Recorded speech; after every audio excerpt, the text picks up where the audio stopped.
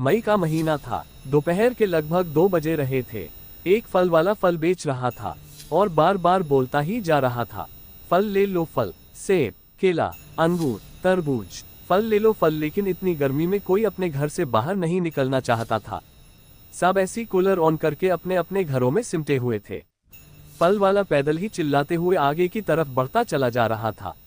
कुछ दूर के बाद उसे एक घन पेड़ दिखाई दिया तो सोचा कि क्यों ना थोड़ी देर तक नहीं पर खड़ा रहूं। गर्मी बहुत थी, ब्लू की तपिश जैसे इंसानों को जलाने पर आमदा थी। फल वाला अपने रेडी वहीं पेड़ की छांव में खड़ी करके बोतल से पानी पीने लगा। लगभग 5 मिनट के बाद पीछे से एक मधुर आवाज उसको सुनाई देती है, सुनिए सुनिए, ये तरबूज कितने का है। फल वाला तुरंत पीछे की तरफ मुड़ता है। एक खूबसूरत सी लड़की बड़े प्यार से अपने गेट के पीछे खड़ी होकर फल वाले से दोबारा पूछती है, ये तरबूज कितने का है। ये सुनकर फल वाला उस लड़की पर कुछ मोहित सा हो जाता है। फल वाला, मैडम आप जो भी दे दोगे सब सही है, बताइए तरबूज कितना दे। लड़की, पहले ये तो बताइए कि तरबूज मीठा है या नहीं, क्योंकि मुझे मिठास पसंद है, कड़वाहट और फीकापन तो बिल्कुल भी नहीं। फल वाला थोड़ा उत्तेजित होते हुए मुस्कुरा कर कहता है, अरे मैडम बस आप यह समझिए कि शक्कर भी इसके आगे फीका लगेगा। लड़की मुस्कुराते हुए कहती है, अच्छा सच में, तो फिर आप मुझे मीडियम साइज का तरबूज दे ही दो। इतना सुनते ही तरबूज वाला जल्दी जल्दी एक अच्छा चतुर्भुज उठना है और उसे लड़की के पास जाता है। फल वाला, ये लीजिए मैडम जी। लड़की, इतनी गर्मी में आप काम कैसे कर लेते हैं, आपको प्यास नहीं लगती क्या। फल वाला, मैडम प्यास तो बहुत लगती है, लेकिन क्या करें मैडम, काम भी तो करना है। अभी अभी तो पानी पिया था फिर भी प्यास लगी है, क्या करें मैडम, प्यास ही नहीं बुझती।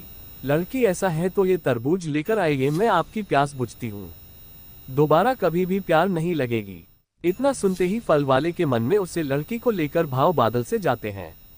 वह उस लड़की को अपने प्रेमी का समझकर जल्दी से गेट को खोलकर उसे लड़की के पीछे पीछे घर के अंदर चला जाता है।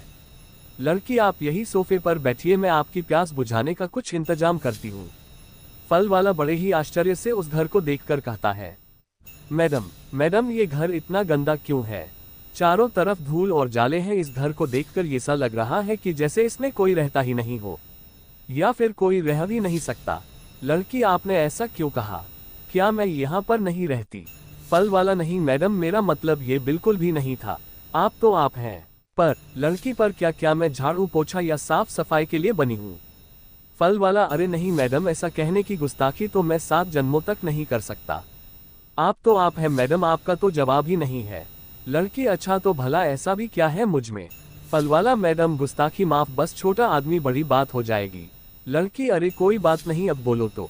फल वाला, अरे नहीं मैडम। लड़की बड़े ही प्यार से कहती है, अरे प्लीज आप मेरे लिए कुछ तो बोलिए प्लीज, आप जैसा कहेंगे वैसा ही सही है, प्लीज कहिए ना। फल वाला, मैडम सच कह रही है। लड़की, हाँ बाबा, और क्या, मैं आपसे वादा करती हूँ कि आप जैसा कहेंगे वैसा ही होगा, क्योंकि आप मुझे देखकर गलत थोड़ी कहेंगे। अब चलिए बोलिए भी प्लीज। फल वाला, मैडम क्या बताऊं। मैडम बस आप ये समझो कि आप एक नंबर हो। क्या आंखें हैं आपकी, सच में मन कर रहा है कि इन आंखों में डूबकर मर जाऊं। मैडम नाक की नथनी की चमक ऐसी लग रही है कि जैसे हिमालय के पर्वत पर एक छोटा सा बर्फ का टुकड़ा हो। और मैडम आपके होंठ, कसम से आपके होठों का बखान करने के लिए तो शब्द ही नहीं इजाद किए गए हैं अब तक। आप ऊपर से नीचे तक फर्स्ट क्लास हो मैडम, एक नंबर। आप जिसकी भी पत्नी या गर्लफ्रेंड बनेगी वह तो प्यार से ही मर जाएगा। आपकी सुंदरता को देखकर आपको पाने वाला भगवान से सिफारिश भी लगाएगा कि है भगवान, दूसरा कभी भी इस शक्ल को किसी दूसरे को मत देना। लड़की मुस्कुराते हुए कहती है, हाँ अब मुझे ऐसा लग रहा है कि आप बहुत ज्यादा ही मेरी तारीफ कर रहे हैं। ऐसा थोड़े ही होता है। फल वाला उसे लड़की के थोड़ा और पास जाकर कहता है, अरे मैडम आप मुझ पर विश्वास करो, मैंने जो भी कहा है एकदम सच है। अरे आप बस यह समझे कि आप मेरी कल्पना से भी ज्यादा खूबसूरत है। लड़की हंसते हुए कहती है, धत, ऐसा थोड़ी ही है, तुम भी बस कुछ ज्यादा ही तारीफ कर गए। फल वाला, क्या मैडम, आपको देखकर जो दिल कह रहा है बस वही कह रहा हूँ, और मुझे तो ये लग रहा है कि मैं बहुत कम कह रहा हूँ। लड़की हंसते हुए, अच्छा छोड़ो भी, अब ये बताओ कि तुम्हारी ख्वाहिश क्या है। इतना सुनकर फल वाला थोड़ा शर्माने लगता है। वह लड़की के चारों तरफ धीरे धीरे टहलने लगता है। लड़की, अरे बाबा बोलो भी, ऐसे शर्माने से कम थोड़ी ही चलेगा, कहो जो भी मन में है। मैंने तो तुमसे वादा किया है कि तुम जैसा कहोगे वैसा ही होगा, अब बोलो भी।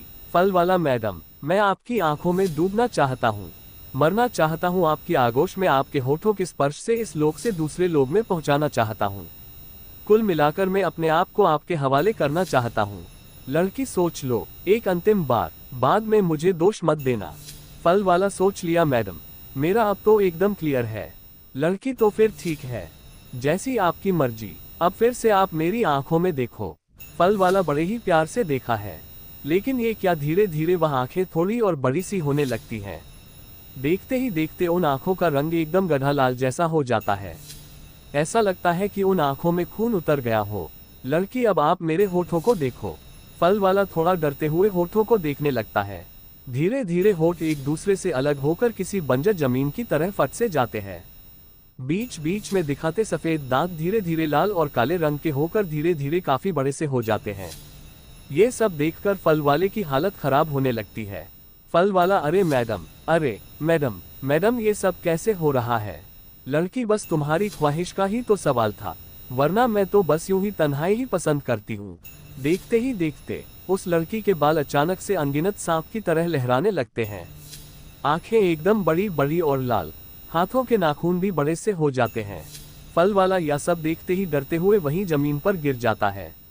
वह लड़की धीरे धीरे उसकी तरफ बढ़ने लगती है, फिर उसके सामने बैठते हुए कहती है, आओ मेरे आंखों में डूब कर मर जाओ, कर लो अपनी अधूरी इच्छा पूरी, ना रहे कसर कोई जब तक तुम्हारी जान है, आओ आओ ना। इतना ही सब कुछ देखते ही वह फल वाला अपना सीना दबाते हुए जमीन पर गिरते पड़ते हुए घर से बाहर की तरफ आता है और फिर जैसे तैसे गेट को खोलते ही बेहोश हो जाता है।